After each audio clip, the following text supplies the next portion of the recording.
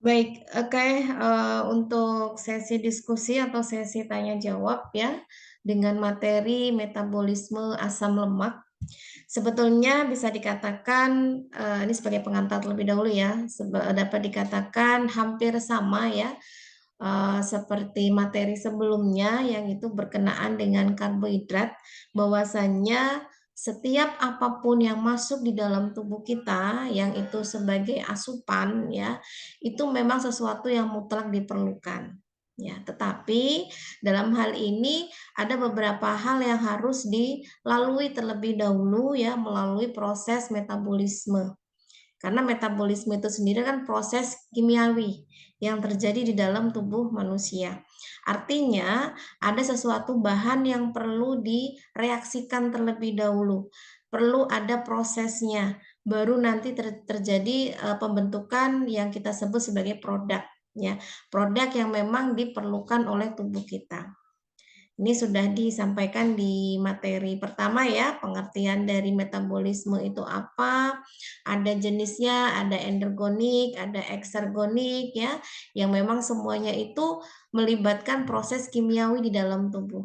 Bedanya, ada yang memang dalam prosesnya di awal memerlukan energi. Ada yang di awal tidak memerlukan energi, tetapi justru malah menghasilkan energi. Sebetulnya ini sesuatu yang saling melengkapi. Karena tidak mungkin kita hanya memanfaatkan energi tanpa adanya yang membuat energi. Ya, ini adalah konsep yang sangat solid ya di dalam tubuh kita, bagaimana tubuh kita bisa menjalankan proses itu dengan baik dan lancar ya. Nah, kemudian untuk berkenaan dengan metabolisme asam lemak pun juga sama dengan karbohidrat ya, artinya tidak akan bisa langsung diserap begitu saja di dalam tubuh kalau belum ada bentuk yang lain.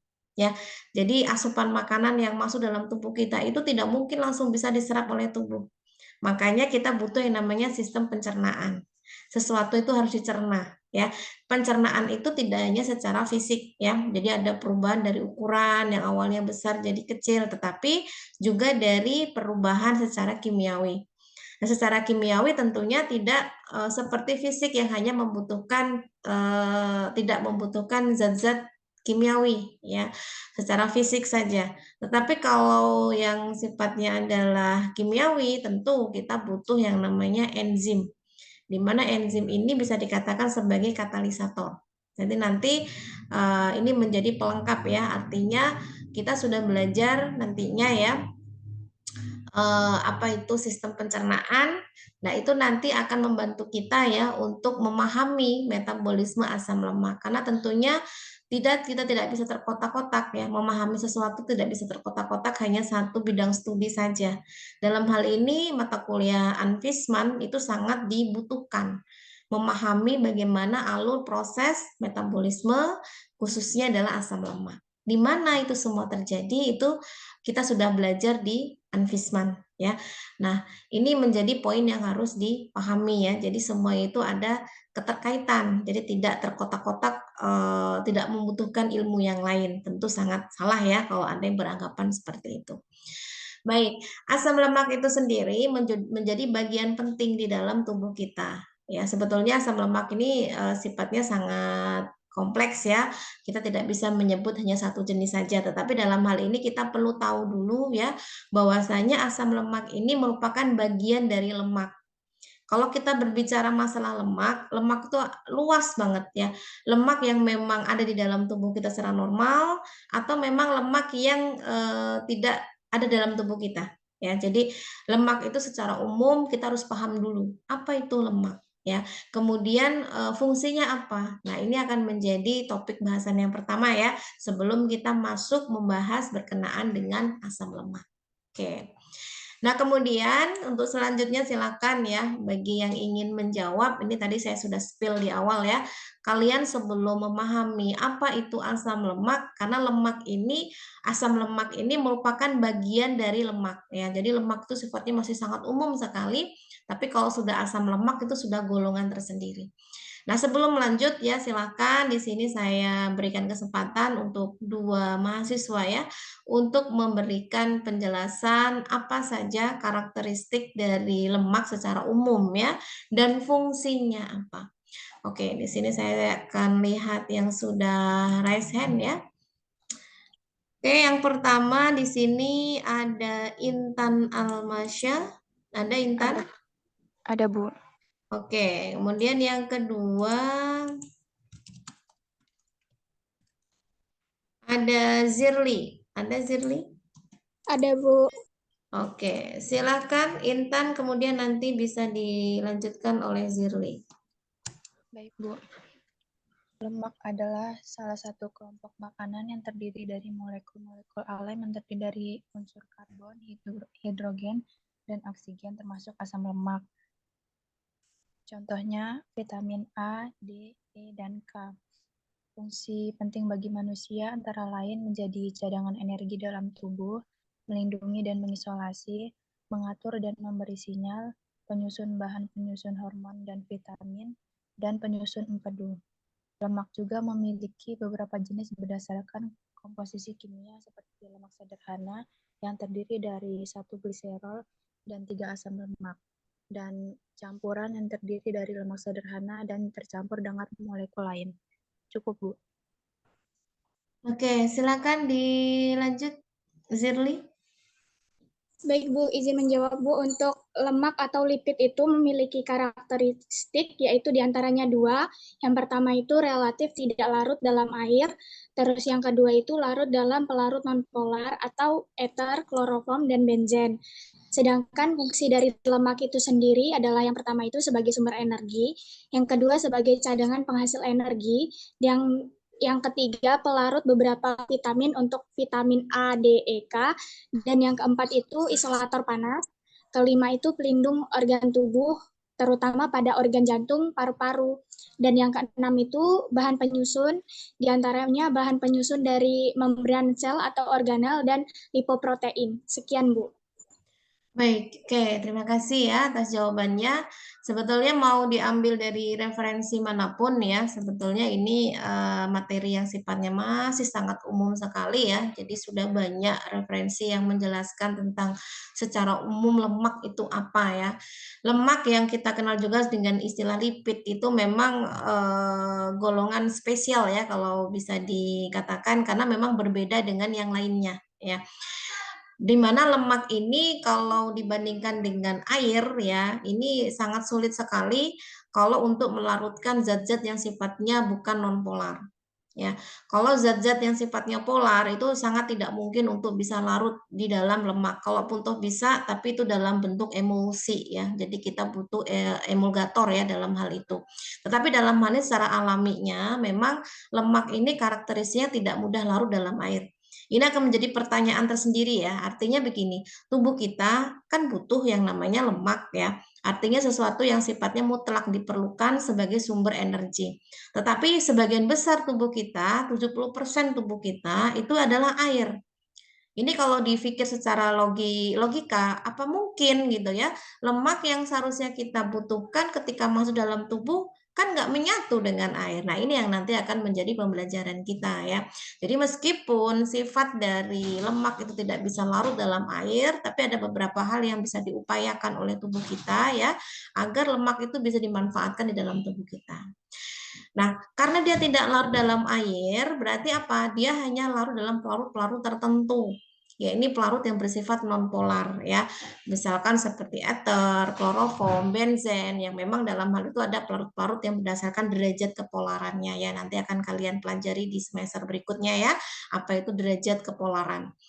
Nah, untuk fungsinya secara umum ya, ini memang kita lihat lemak itu sendiri, tadi yang saya sudah sebutkan di awal ya, ini sebagai cadangan energi terbesar dalam tubuh kita. Jadi bukan sesuatu yang sia-sia lemak di dalam tubuh kita, atau sesuatu yang membuat kita jadi kok lemak ini kayaknya yang merugikan banget ya bagi tubuh saya, tidak ya. Kenapa dikatakan merugikan? Karena memang jumlahnya berlebihan itu saja ya. Tapi pada umumnya, pada khususnya juga lemak ini sangat penting untuk tubuh kita sebagai sumber energi, sebagai cadangan penghasil energi, bahkan ada beberapa vitamin yang memang tidak bisa larut dalam air. Ini gimana tubuh kita bisa menyerap? Makanya butuh yang namanya pelarut dari lemak di dalam tubuh kita. Kemudian sebagai isolator panas, ya ini sebagai pengatur suhu tubuh ya. Jadi dengan adanya lemak itu tadi, itu akan membantu bagaimana tubuh kita bisa membalanskan suhu agar tidak terpengaruh oleh lingkungan ya. Kalau suhunya dingin ya berarti bagaimana tubuh kita bisa memanfaatkan lemak yang ada di dalam tubuh kita untuk menghasilkan panas. Kemudian sebagai pelindung organ tubuh di dalam ya terutama ya. Jadi ada organ-organ yang memang vital ya, yang fungsinya itu tidak boleh diganggu sekalipun ya, apalagi dengan adanya tekanan fisik atau apapun itu yang membuat dia rusak, makanya butuh yang namanya pelindung. Ya, jadi pelindung atau bantalan ya bagi organ-organ penting di dalam tubuh, misalkan seperti jantung, paru-paru dan lain-lain ya. Kemudian juga sebagai penyusun apa? Sel di dalam tubuh kita. Ya, jadi sangat tidak mungkin di dalam tubuh kita itu tidak ada lemak. Kenapa? Karena kalau nggak ada lemak, sel tidak akan terbentuk.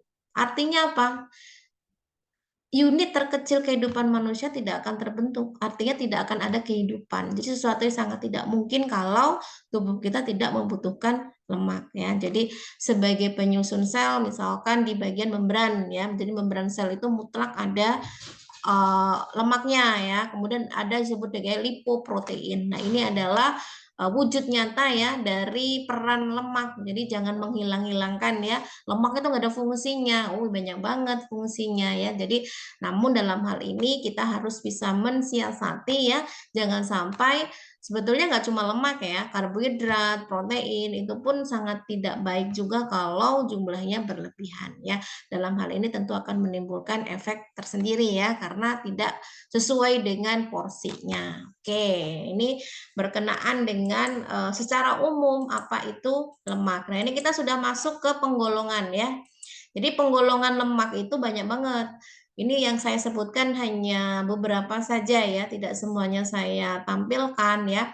Jadi ada penggolongan lemak dari asam lemak. Nah, asam lemak ini yang nanti akan kita bahas ya. Asam lemak jenuh, asam lemak tak jenuh ya, ini masuk ke dalam golongan asam lemak. Kemudian gliserid. Gliserid ini ada golongan gliserida netral, ada fosfogliserid ya atau kita kenal sebagai fosfolipid gitu. Kemudian ada lipid kompleks ya, ini ada lipoprotein, ada glikolipid. Yang terakhir ada non gliserid, contohnya sphingolipid, steroid dan malam. Jadi dalam hal ini tadi saya di awal saya sebutkan lemak memang tidak semuanya ada di dalam tubuh kita. Ada yang di luar tubuh kita, tapi kita ada membutuhkannya dalam bentuk yang lain ya, bukan sebagai asupan makanan. Contohnya non gliserid ya. Jadi sphingolipid, steroid, malam. Nah, malam ini kan plastisin itu ya yang buat anak-anak main mainan yang itu bisa dibentuk dalam karena lentur dan elastis ya. Nah, ini masuk ke dalam lemak tapi tidak untuk konsumsi begitu. Nah, sekarang kita akan bahas yang memang kaitannya dengan apa yang ada di dalam tubuh kita ya. Yang pertama itu adalah asam lemak ya. Jadi silahkan yang akan menjawab ya di sini pertanyaannya adalah apa itu asam lemak ya, kemudian bedanya asam lemak dengan yang jenuh dengan yang tak jenuh itu apa, serta perannya dalam tubuh kita itu apa. Oke, silakan yang akan menjawab. Di sini yang sudah resen ada Sevira ada? Ada, Bu. Kemudian yang kedua Fiona. Fiona ada? Ada, Bu. Oke, silakan langsung saja untuk Sevira, nanti silakan Fiona bisa menjawab dengan pertanyaan yang sama ya. Apa itu asam lemak? Bedanya asam lemak jenuh tak jenuh itu apa? Silakan.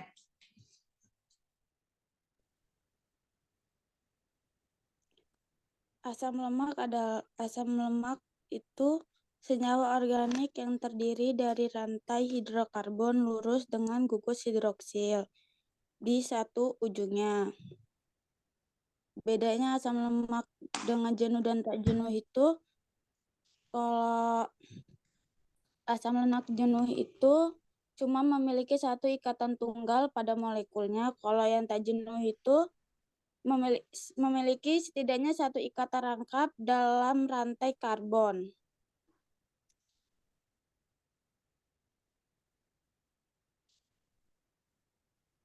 Manfaatnya itu kalau yang jenuh itu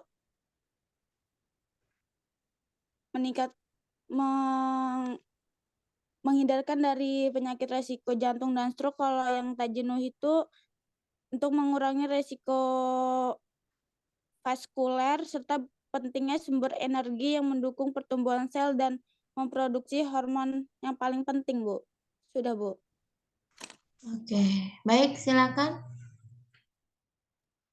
Asam lemak adalah senyawa organik yang terdiri dari rantai karbon dan atom hidrogen dengan gugus karboksil di ujungnya. Perbedaan antara keduanya secara keseluruhan oleh perbedaan titik lele berbagai jenis.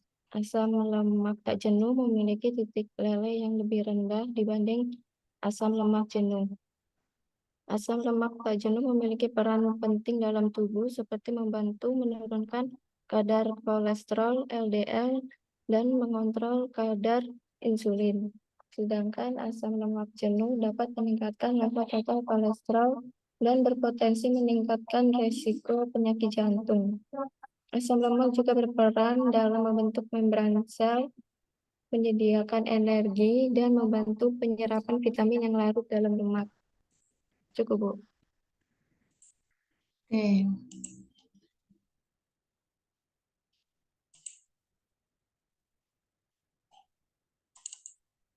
Ya, baik, terima kasih atas jawabannya ya. Baik, apa itu asam lemak ya? Jadi tadi di awal sudah disebutkan ya bahwasanya asam lemak ini ada dua golongan ya. Yang pertama adalah asam lemak jenuh, yang kedua asam lemak tak jenuh gitu ya. Nah, yang perlu dipahami dulu bahwasanya pengertian dari asam lemak itu apa? Jadi secara pengertiannya asam lemak ini adalah asam karboksilat ya dengan rantai samping hidrokarbon. Jadi memiliki rantai hidrokarbon ya. Di mana hidrokarbon ini nantinya itu akan menentukan jumlahnya ya, jumlah karbonnya itu akan menentukan jenis dari asam lemak tersebut. Ya, ini harapannya kalian sudah mendapatkan di mata kuliah lain ya, misalkan seperti di kimia dasar atau kimia organik ya.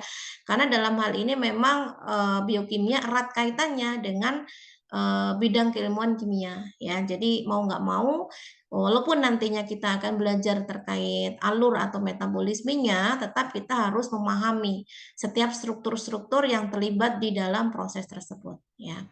Nah, hidrokarbon ini apa saja? Jadi hidrokarbon ini merupakan senyawa yang terdiri dari atom karbon ya dan hidrogen ya. Jadi ada C dan H gitu ya. Nah, kalau dikaitkan dengan rumus strukturnya ya secara umum asam lemak ini strukturnya adalah CH3, CH2, N, COOH. Nah, kalian lihat di sini ada N ya. Jadi N ini adalah banyaknya jumlah C. Ya, jadi kalau rentang jenisnya jumlah karbonnya itu kisaran antara 12 sampai 24. Jadi untuk karbon yang jumlahnya 12 tentu akan berbeda dengan karbon yang jumlahnya 13 atau seterusnya. Jadi ini sangat menentukan jenis dari asam lemak itu. Jadi asam lemak ini sifatnya masih sangat umum. Nanti jenis-jenisnya ditentukan berapa jumlah karbon penyusunnya. Nah, ini ada dua jenis nih, asam lemak jenuh dan asam lemak tak jenuh ya. Nah, kalau misalkan ditanya mana yang lebih memberikan peran untuk tubuh kita, nah nanti sebetulnya ini bisa menjadi kesimpulan ya, bahwasanya banyak dari kita ini belum begitu paham ya pentingnya asam lemak bagi tubuh itu apa.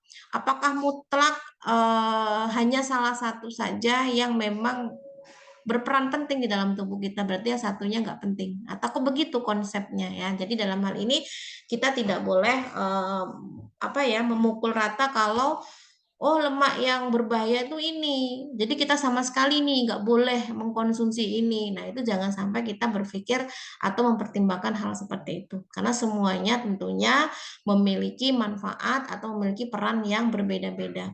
Hanya saja mungkin porsinya yang perlu dibatasi. Ya. Nah ini seperti yang disebutkan di awal tadi ya, bahwasannya struktur dari asam lemak ini sangat ditentukan oleh atom C atau jumlah atom C-nya ya. Jadi kalau jumlah atom C-nya 2 ini namanya adalah asam asetat ya. Kemudian kalau jumlah atom C-nya 4 ini disebut sebagai asam butirat ya. Kemudian kalau jumlah atomnya 6 itu asam kaproat dan seterusnya. Ini sangat menentukan ya. Jadi kita tidak boleh menyamakan antara satu jenis asam amino dengan jenis yang lain karena tentu memiliki karakteristik yang berbeda-beda ya. Nah, kita kembali ke perbedaan itu tadi ya. Perbedaan antara asam lemak jenuh sama asam lemak tak jenuh ya. Jadi kenapa disebut dengan jenuh ya? Jadi disebut dengan jenuh itu karena sifatnya dan karakteristiknya ya. Kalau dilihat dari strukturnya bahwasanya asam lemak ini yang jenuh ini ya, ini mengandung ikatan tunggal ya. Jadi antara karbon dan hidrokarbonnya itu berada dalam satu ikatan datar ya, jadi dalam satu rantai gitu ya. Nah, sifatnya ini kan dari segi strukturnya ya. Nah, sifat dari asam lemak jenuh ini ya, karena dia memiliki rantai panjang, tidak ada lekukan ya, jadi dia sifatnya flat ya, jadi datar antara atom karbon sama atom hidrokarbonnya, itu sifatnya dia padat pada suhu kamar. Ya, jadi ketika di suhu ruang itu kondisinya dia padat gitu ya, bukan cair. Nah, dalam hal ini contohnya yang bisa diambil ya supaya kalian bisa membedakan antara satu dengan yang lainnya biar nggak ketukar-tukar ya. Kalau yang sifatnya jenuh karena dia sifatnya dia padat di suhu ruang ya. Ini contohnya adalah asam palmitat. Ini contoh saja ya karena yang lain banyak banget. Nah, asam palmitat ini memiliki rumus CH3, CH2, 14, COH. Jadi jumlahnya adalah 14 karbon ya. Nah, paling banyak itu terdapat pada bahan makanan apa ya? Misalkan di sini mentega, keju ya, karena bagaimanapun ini juga termasuk ke dalam golongan lemak ya atau asam lemak yang sifatnya jenuh ya. Yang kedua ya, ini contohnya adalah asam stearik ya. Kalau yang ini kan kaitannya untuk bahan makanan ya, tapi kalau asam stearik memang bukan untuk bukan untuk makanan utama yang dimakan begitu ya, tetapi ini dilibatkan dalam komposisi saja ya. Jadi komposisi tambahan tapi juga bukan utama. Yang itu juga bisa ditambahkan dalam makanan ya, atau bisa juga digunakan dalam pembuatan kosmetik, misalkan sabun ya, yang itu juga sudah banyak ya digunakan, sudah banyak diterapkan ya peran dari asam stearik ini. Nah, di sini rumusnya untuk strukturnya adalah C18H36O2 ya. Jadi jumlah C karbonnya adalah 18. Nah, ini bisa dijadikan contoh ya. Jadi saya ambilkan 2 contoh saja. Ini bisa jadikan pegangan untuk kalian ya, bahwasanya asam lemak jenuh itu yang pertama contohnya adalah asam palmitat, yang kedua adalah asam stearik.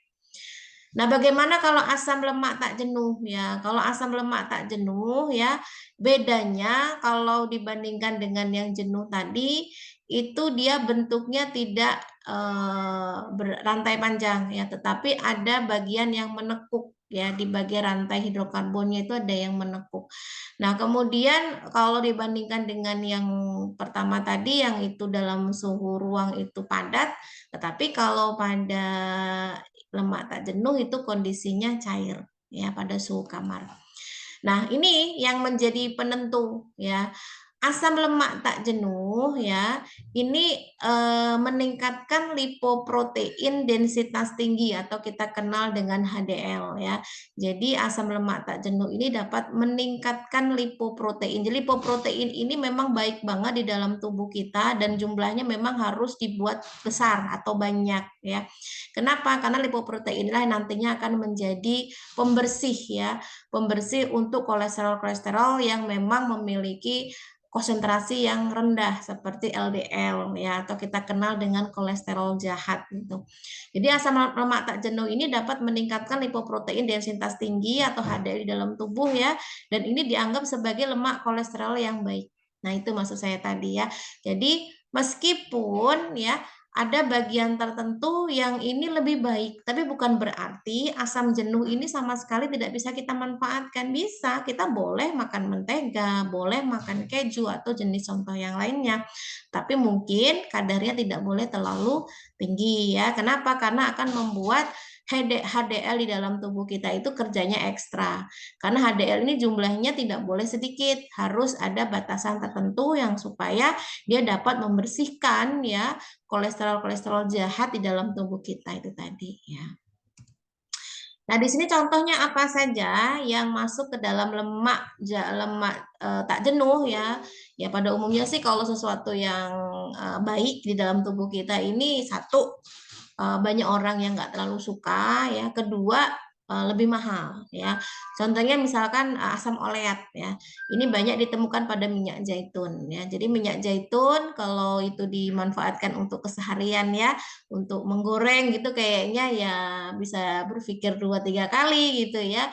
Karena jumlahnya kan tidak apa ya istilahnya sedikit aja mungkin udah mahal ya dibandingkan dengan minyak yang lain gitu. Tapi memang kalau untuk kesehatan ini sangat bagus sekali ya, yang memang ini sangat bisa diterapkan untuk meminimalisir kolesterol jahat itu tadi ya. Nah, ini contoh-contoh ya asam lemak ya yang itu bisa dimanfaatkan untuk tubuh ya dan juga disertakan dengan sumber-sumbernya. Di sini untuk asam jenuh ya, contohnya adalah butyrat, palmitat, stearat, kaproat ya. Ini sudah ada sumbernya dari lemak susu atau lemak hewani dan nabati dan seterusnya. Kemudian untuk asam lemak tak jenuh ya, ini contohnya palmitoleat, oleat ini biasanya paling banyak diambil dari nabati ya, dari biji-bijian, dari tanaman-tanaman yang memang menghasilkan minyak begitu ya. Tentunya dalam hal ini lebih ekstra gitu ya, lebih terbatas juga dan lebih susah juga ya untuk proses pengambilan minyaknya gitu ya dibandingkan dengan hewan seperti itu. Kalau hewan jauh lebih mudah dan jauh lebih banyak ketersediaannya ya dibandingkan dengan lemak tak jenuh gitu ya. Yang memang dari segi manfaatnya itu jauh lebih bagusan yang lemak tak jenuh ya harusnya yang banyak dimanfaatkan untuk kebutuhan pangan. Nah, setelah kalian belajar tadi apa bedanya asam lemak jenuh dan asam lemak tak jenuh, nah sekarang ada pertanyaan nih di tabel ya, supaya lebih real nih, karena kaitannya dengan kehidupan kita sehari-hari itu kan kita mendengar ada istilah lemak, ada istilah minyak ya. Dua-duanya ini sama atau enggak sih gitu ya. Kalaupun toh memang sama ya kenapa namanya berbeda gitu ya. Tapi kalau memang dia tidak sama, tidak samanya bagaimana dan mana yang lebih memberikan peran baik untuk tubuh kita. Oke, sekarang saya persilakan ya di sini mungkin satu saja mahasiswa. Atas nama Tri Rastutiani ada? Ada, Bu. Oke, silakan. Perbedaan lemak dan minyak. Kalau lemak itu berbentuk padat karena titik lelehnya lebih tinggi dari suhu kamar, sedangkan minyak berbentuk cair karena memiliki titik leleh yang lebih rendah dari suhu kamar. Cukup, Ibu. Oke, sebentar.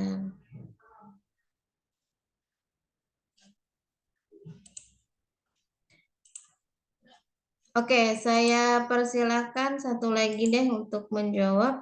Di sini yang sudah resen ada siapa ini? Tiara Ardilia, ada Tiara? Ada, Bu. Oke, silakan Tiara. Minyak berbentuk cair karena memiliki titik leleh yang lebih rendah dari suhu kamar, sedangkan lemak berbentuk padat karena titik lelehnya lebih tinggi dari suhu kamar. Cukup, Bu. Oke.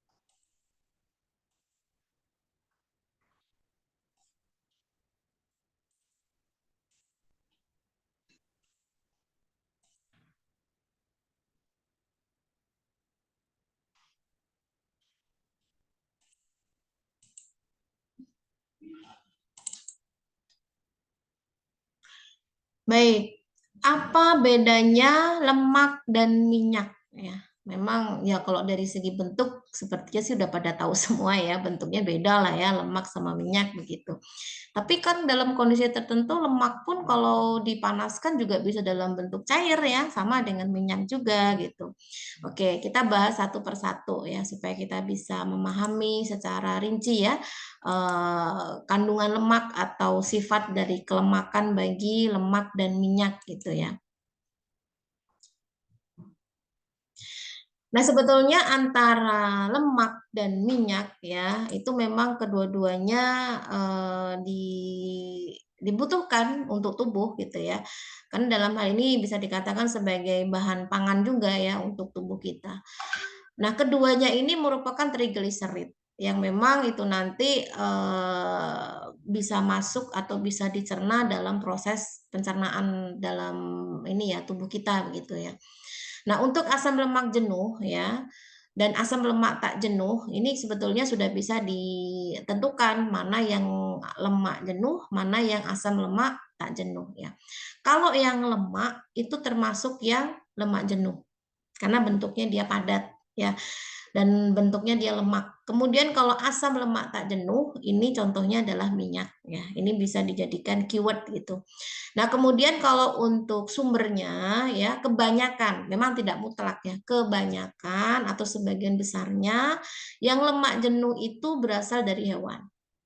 Ya, sedangkan yang lemak tak jenuh itu diperoleh dari tumbuhan. Yang paling banyak dari tumbuhan biji-bijian ya, yang memang itu ada minyaknya di dalam biji tersebut yang kemudian bisa kita ambil ya untuk minyaknya tersebut.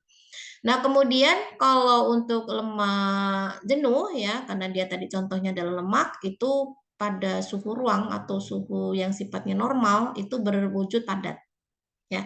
Tetapi kalau yang lemak tak jenuh itu berwujud cair. Ya.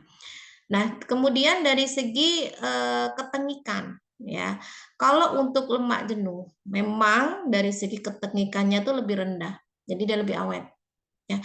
Nah, sedangkan kalau yang alat lemak tak jenuh itu lebih mudah tengik, gitu ya. Jadi umur simpannya dia lebih rendah. Jadi minyak yang diekstraksi dari hewan sama yang dari tumbuhan itu masa simpannya lebih rendah bagi yang lemak tumbuhan itu tadi atau minyak tumbuhan itu tadi. Nah, kemudian bagaimana peran di dalam tubuh kita? Semuanya tergantung dari sifatnya. Ya, sifatnya bagaimana asam lemak tersebut. Kalau yang lemak jenuh ya, yang sifatnya lemak itu tadi ya, ini justru dapat meningkatkan jumlah LDL. Ya, LDL itu yang nantinya akan berpotensi bisa menyebabkan kolesterol tinggi. Oleh karena itu, kebutuhan di dalam pangan itu tidak lebih dari 10% harusnya. Tapi tetap butuh ya, karena memang ke dalam hal ini sebagai sumber energi ya. Jadi kita tuh tidak boleh menghilangkan lemak sama sekali dalam kehidupan kita. Jadi kalau sampai ada yang menghilangkan lemak sama sekali dalam porsi makan kita, nah ini kurang pas ya. Tetap kita boleh mengkonsumsi lemak tapi tidak lebih dari 10%. Ya, sedikit saja, artinya memang itu sebagai sumber energi saja.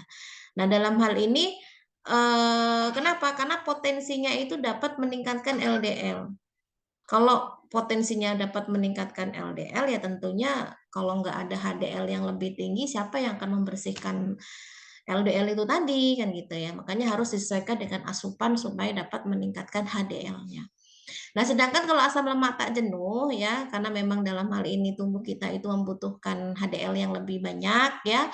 Oleh karena itu butuh yang namanya asupan lemak tak jenuh untuk membersihkan itu tadi. Ya. Jadi kurang lebih 30% itu kalori harus berasal dari asam lemak. Bu, kenapa kok nggak 70% aja ya? Jangan lupa kita butuh asupan yang lain, bisa dari protein, bisa dari karbohidrat. Ya. Jadi sekarang itu memang kalau dari ilmu gizi ya, sedikit kita singgung, sudah tidak berlaku lagi yang namanya 4 sehat 5 sempurna. Itu sudah lama sekali, artinya sudah tidak lagi. Jadi bagaimana Bu kalau yang kita nggak doyan susu berarti nggak sempurna dong. Nah, jatuhnya seperti itu kan. Nah, sekarang itu porsinya itu tidak harus 5 sempurna itu adalah susu, tetapi bisa digantikan dengan bahan makanan yang lain yang kandungannya itu bisa menyamai seperti susu. Gitu ya. Jadi sekarang itu kan ininya isi piring ya, isi piringku itu maksudnya lengkap gitu ya. Jadi tidak mesti harus 4 sehat 5 sempurna ya. Jadi ini sebagai wujud perkembangan ilmu ya atau pengetahuan begitu yang berkenaan dengan kebutuhan tubuh kita, tidak selalu mesti harus itu. Kalau memang ada asupan lain yang bisa menggantikan, kita juga bisa menggantikan. Bagaimana kalau kita nggak doyan daging, tapi kita butuh protein dari daging, kan protein tidak mesti dari daging ya, protein juga bisa dari tumbuhan atau dari hewan yang bukan berkaki 4 ya, misalkan dari ikan dan lain-lainnya, itu semua bisa dijadikan pengganti untuk memenuhi nutrisi bagi tumbuhan agar bagi tubuh ya, agar tidak kehilangan cadangan makanan di dalam tubuhnya. Nah, seperti itu. Oke, kita sudah tahu ya bedanya lemak jenuh dan lemak tak jenuh. Nah, sekarang di sini kita masuk ke bagian gliserid ya. Jadi gliserid itu pun juga merupakan bagian penting ya bagi tubuh kita. Nah, sekarang siapa yang akan menjelaskan ya apa itu gliserid dan karakteristiknya serta fungsinya ya. Disilakan di sini yang sudah raise hand. Ada Reni Ayunita ada? Ada, Bu. Kemudian yang kedua Dwi Sekar ada? Hadir, Bu. Silakan. Baik, Ibu. Gliserida netral itu adalah campuran ester antara asam lemak dengan gliserol.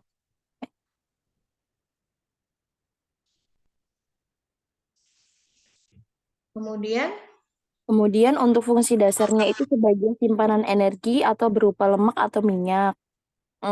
Karakteristik jika gliserol berikatan dengan satu asam lemak disebut monogliserida. Jika berikatan dengan 2 asam lemak disebut digliserida.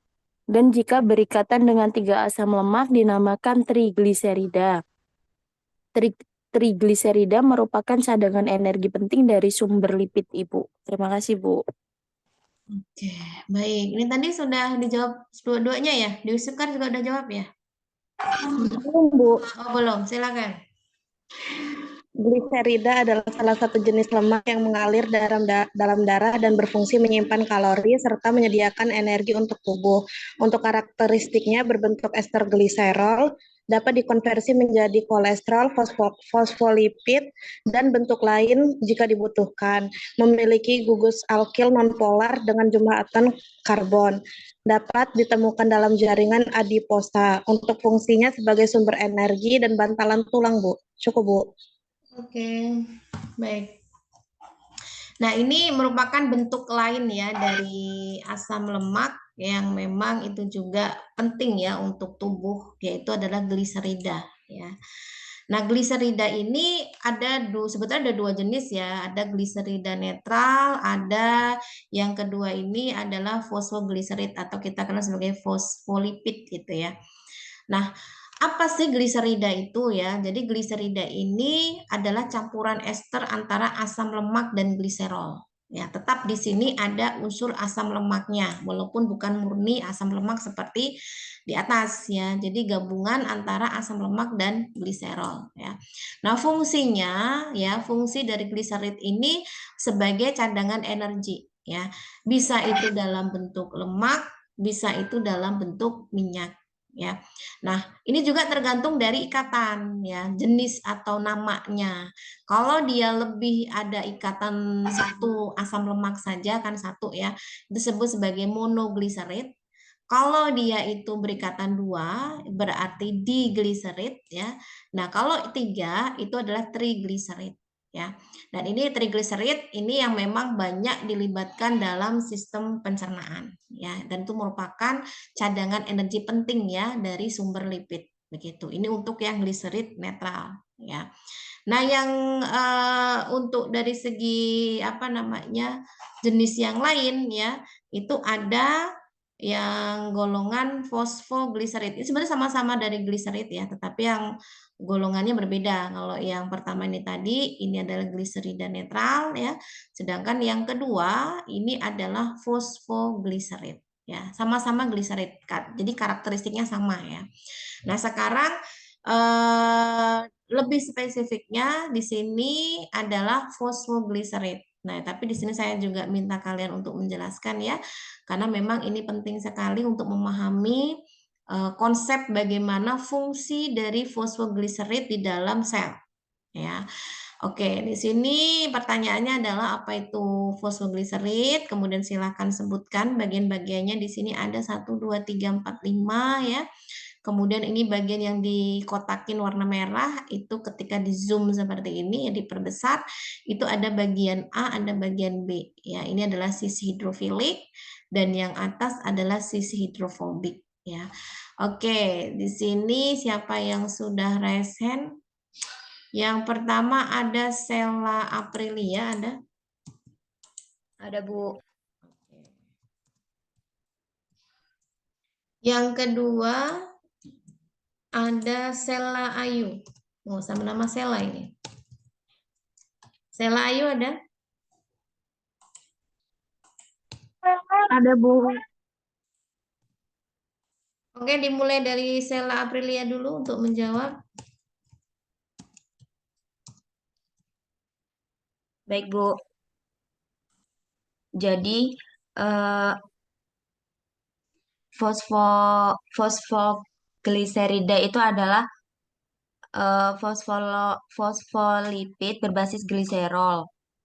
Terus terdiri dari 2 asam lemak, 1 gugus fosfat, dan 1 molekul gliserol. Penggunaan fosfogliserida adalah sebagai komponen penyusun membran sel dan sebagai agen emulsi dari 2 cairan yang tidak bisa bergabung seperti minyak dan air.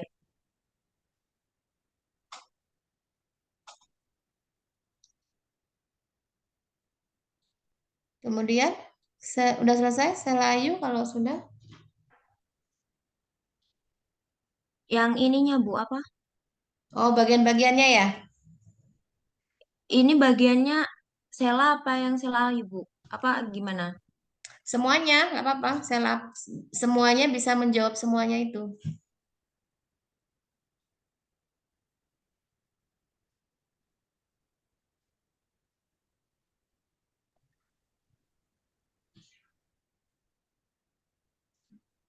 Sela aja ya, Bu. Apa masih Sela Aprilia? Ya, Sela Aprilia boleh disebutkan bagian-bagiannya. Nanti Sela Ayu juga dari awal. Jadi kita akan cross check jawaban keduanya ya, apakah sama atau berbeda.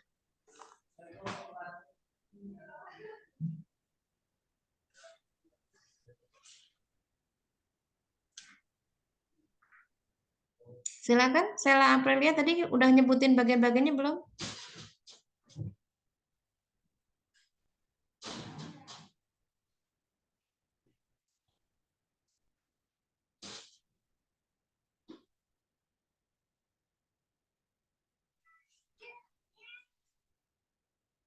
Oke, malah menghilang. Sela Ayu, silakan dijawab aja.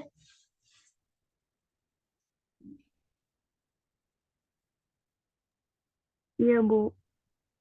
Fosfogliserida atau fosfolipid terdiri dari 2 asam lemak, 1 gugus fosfat, dan 1 molekul gliserol. Fungsinya yaitu sebagai komponen penyusun membran sel. Yang kedua, sebagai agen emulsi dari 2 cairan yang tidak bisa bergabung, seperti minyak dan air. Nomor 1 itu ada glikolipid. Yang nomor 2 itu ada rantai karbohidrat. Yang nomor 3 itu gliko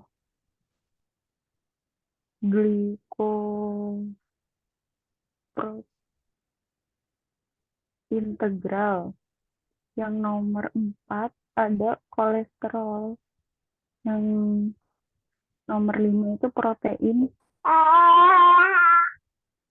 Yang nomor 5 itu ada protein integral, Bu.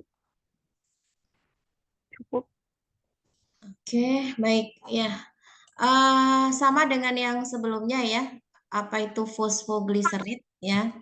Jadi fosfogliserid ya itu kalau dilihat dari karakteristiknya terdiri dari 2 asam lemak. Jelas dia ada bagian asam lemaknya ya, tapi memang jumlahnya yang berbeda. Kalau fosfogliserid itu terdiri dari 2 asam lemak ya, ada 1 gugus fosfat dan 1 molekul gliserol. Ya, ini adalah satu paket dari fosfogliserid. Jadi memang susunannya lebih kompleks ya. Nah, untuk penggunaannya atau perannya di dalam tubuh ya. Jadi ini sebagai komponen penyusun membran sel. Nah, itu tadi yang saya sebutkan bahwasanya memang tidak mungkin di dalam tubuh kita itu tidak ada bagian selnya, bagian lemaknya ya. Karena memang membran sel itu sendiri sebagian besar komponennya adalah lemak gitu ya, yakni golongan fosfogliserid ya. Bahwasanya kita tahu ya, lemak itu kan sangat sulit menyatu dengan air. Ya, oleh karena itu dalam prosesnya itu butuh yang disebut sebagai agen emulsi yang akhirnya itu nanti bisa membuat dua cairan yang tidak memiliki daya larut yang sama itu bisa bergabung dalam bentuk emulsi, misalkan seperti minyak dan air. Nah, peran dari fosfogliserid inilah sebagai agen emulsinya. Dia bisa bersifat hidrofilik dan hidrofobik ya. Jadi kalau di bagian hidrofobiknya yang bentuknya bulat-bulat ini ada bagian kepala, ini bagian ekor, inilah yang nantinya akan berikatan dengan lemak ya. Ini saya berikan contohnya di sini.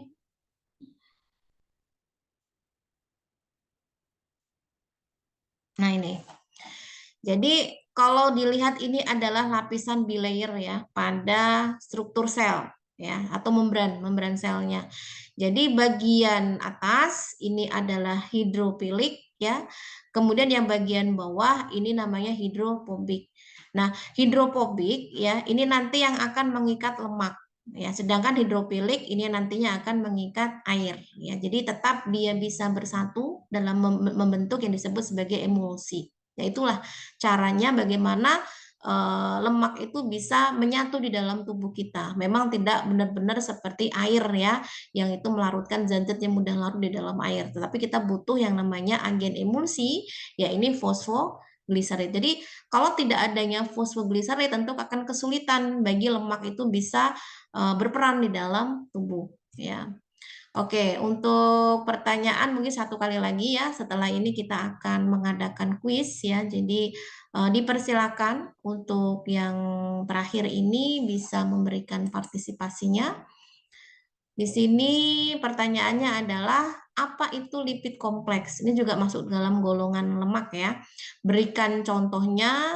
Nah, kemudian sebutkan kelompok lipoprotein plasma yang tersusun atas beberapa jenis lipid. Nah, ini yang masuk ke dalam lipid kompleks. Jadi lipid kompleks itu ada beberapa kelompok ya. Nanti bisa disebutkan saja untuk pertanyaan yang terakhir ini. Oke, di sini yang sudah raise hand ada yang pertama. Siapa ini? Siska. Yang kedua Tiles. Silakan. Ini berarti pertanyaan yang pertama ya, Bu? Ya, boleh. Jadi untuk lipid kompleks itu merupakan kombinasi antara lipid dengan molekul lainnya. Adapun contohnya ada lipoprotein dan glikolipid. Jadi kalau lipoprotein itu adalah gabungan antara lipid dengan protein, terus kalau glikolipid itu adalah gabungan glukosa dan lipid. Sudah, Bu. Oke, dilanjutkan Tiles, silakan. Tiles yang nomor 2 ya, Bu? Ya. Ya, kelompok dari lipoprotein plasma yang masing-masing tersusun atas beberapa jenis lipid, yaitu yang pertama itu ada kilomikron, yang kedua ada very low density lipoprotein atau VLDL, yang ketiga ada low density lipoprotein atau LDL, yang keempat ada high density lipoprotein atau HDL, Bu. Sudah, Bu? Oke, baik. Apa itu lipid kompleks? Sebetulnya dengan istilah kompleks sudah jelas ya. Kompleks itu berarti tidak hanya satu saja, tapi lebih lengkap ya. Jadi adanya kombinasi ya. Tetapi tidak sama-sama dengan lipid seperti yang lain. Kalau yang sebelumnya itu kan sama-sama lipid ya, sama-sama dalam golongan lemak gitu. Tapi kalau lipid kompleks tidak. Lipid kompleks itu ternyata bisa kombinasi dengan bahan lain atau molekul lain. Misalkan dengan protein, misalkan dengan glukosa, di mana glukosa ini kan bagian dari karbohidrat ya. Nah, jadi kombinasi antara lipid dan molekul lain itu kita kenal sebagai lipid kompleks ya. Contohnya apa?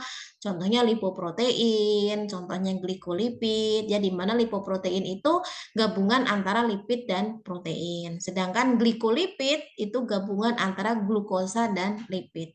Ini nanti perannya sangat penting ya ketika akan melakukan proses metabolisme lemak di dalam tubuh ya, bahwasanya memang dalam proses metabolisme itu tidak hanya dibutuhkan 1 atau 2 jenis lemak, tapi juga beberapa jenis lemak yang memang itu sifatnya lebih kompleks ya. Nah, ini untuk lipid kompleks ini ya, contohnya ada beberapa yang memang bisa dilihat pada slide dan ini semuanya akan terlibat dalam proses metabolisme lemak. Yang pertama adalah kilomikron, yang kedua adalah VLDL. VLDL ini adalah very low density lipoprotein. Kemudian yang ketiga adalah LDL dan yang terakhir adalah HDL ya. Oke, ini adalah jenis dari lipid kompleks ya. Dan ini mungkin penutup untuk sesi tanya jawab untuk hari ini. Dan selanjutnya ada materi metabolisme asam lemak yang memang mungkin tidak berkesempatan untuk saya adakan sesi tanya jawab. Silahkan simak saja materinya dari share video yang sudah saya sharekan pekan lalu ya. Karena kan untuk lemak ini alokasi waktunya 2 pekan ya. Artinya sangat longgar sekali sebetulnya waktu yang diberikan. Jadi silakan itu nanti kalau ada yang belum selesai dalam menyimak itu silakan disimak kembali karena tentunya ini akan menjadi bagian penting ya untuk persiapan UAS nanti ya, karena materi-materi itu sebetulnya sudah menjadi clue ya, clue tersendiri soal-soal apa saja yang nantinya akan dikeluarkan, terutama tanya jawab seperti ini ya. Ini sebetulnya sudah ngasih bocoran sebetulnya bagi mereka yang memanfaatkan untuk menjawab, alhamdulillah ya, berarti mendapatkan nilai keaktifan juga, dan bagi yang belum menjawab ya hanya mendapatkan nilai kehadiran ya. Jadi pesan saya sih silakan dimanfaatkan baik-baik ya setiap sesi yang diberikan. Oke, mungkin itu dulu ya untuk sesi tanya jawab atau mereview kembali materi yang sudah diberikan. Nanti setelah ini akan saya sharekan ya untuk link melalui room chat Zoom. Jadi tetap stay di Zoom ya sampai pukul 10.30 ya. Oke. Waktunya 30 menit. Jadi dimanfaatkan baik-baik 30 menit itu. Kalau sudah selesai bisa langsung meninggalkan Zoom bagi yang tidak ada perkuliahan lagi. Tapi kalau yang masih ada perkuliahan tetap stay ya karena untuk kelas khusus 2023 ini ada perkuliahan mikrobiologi.